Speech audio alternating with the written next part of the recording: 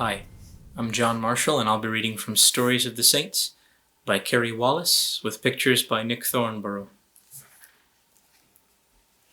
Mary of Egypt. Mary was a famous singer and actress in Alexandria, one of the biggest cities in the world. She loved wild parties more than anything, no matter where they happened. One day, she met a group of people traveling to Jerusalem. They were going to a feast to celebrate the cross where Jesus died. I've never been to a party in Jerusalem, Mary thought to herself, so she joined them in their journey. When they arrived in Jerusalem, they all went to the church of the Holy Sepulchre, which people said was built on the hill where Jesus died. Mary tried to walk right in with all the others. But when she got to the door, she couldn't go through. A powerful force she couldn't see kept her from crossing the threshold. Mary tried again and again, but she could never walk through the door. Finally, she gave up and went to a corner of the churchyard. Deep in her heart, Mary was full of sorrow. She knew that she couldn't go into the church because of the way she'd been living her life. As her eyes filled with tears, she looked up and saw an icon of the Virgin Mary on the wall outside the church. "Forgive me for my sins," Mary prayed. "I promise I'll give up this world." Then she got up and went to the door of the church. This time, she walked right in, up to the cross where Jesus died, where she fell down in wonder and gratitude. Then she returned to the icon outside. "Thank you for your help," she prayed. "If you cross the Jordan," a voice told her, "you will find rest." Mary looked around, but just as she couldn't see the force that kept her from entering the church, she couldn't see the person who had spoken those words. She went straight to a monastery on the banks of the River Jordan, where she confessed her sins to the priest, and they gave her communion, a taste of bread and wine that Jesus told his followers to eat and drink in memory of him.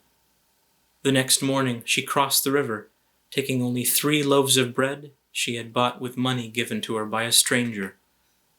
She ate those 3 loaves of bread for several years, and when they finally ran out, she lived on herbs and anything else she could find in the windy desert. The rest, the voice promised her, didn't come right away. Mary fought off temptations and despair for years. But she never gave up praying, and finally, after 17 years, she found the peace she sought. For another 30 years after that, she wandered through the desert praising God. During all that time, she didn't see another living person. Then, one day, a monk named Zosimus went out into the desert to fast for Lent. To his surprise, he met an old woman with long white hair, and although she'd never seen him and he'd never seen her, she knew his name. "Zosimus," she said when they met, "you are a priest. Give me your cloak to cover myself." Zosimus gave her his cloak, and she told him her life story as well as the wisdom she had learned during her years in the desert. "Will you pray for me?" Zosimus asked. They both bowed their heads. Mary began to pray in a whisper, but when Zosimus peeked at her, he saw that she had floated up off the ground and was sitting happily a few feet in the air.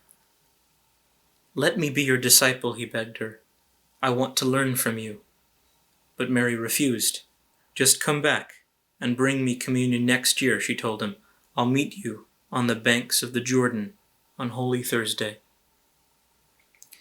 The next year, Zosimus arrived on the banks of the Jordan, carrying communion and some food with him. Mary appeared on the opposite side of the river, then walked across the water to meet him.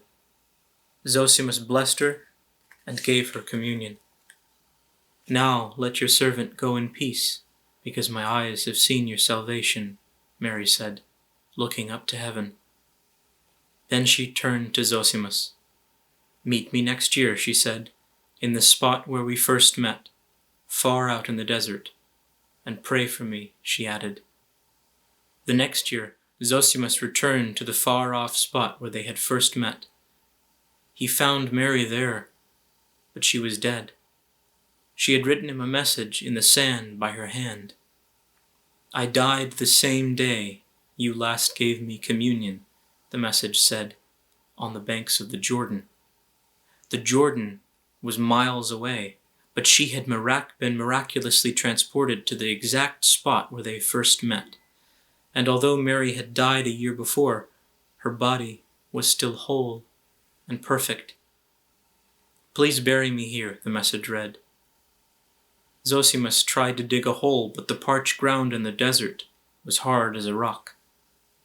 As he struggled to make a dent in the earth, a lion appeared. It licked Mary's feet. Then it began to dig a hole with its strong paws, deep enough and long enough for Mary's body. When the lion was done, Zosimus buried her there in the desert, just as she had asked, in the same cloak he had given her when they first met. Thank you.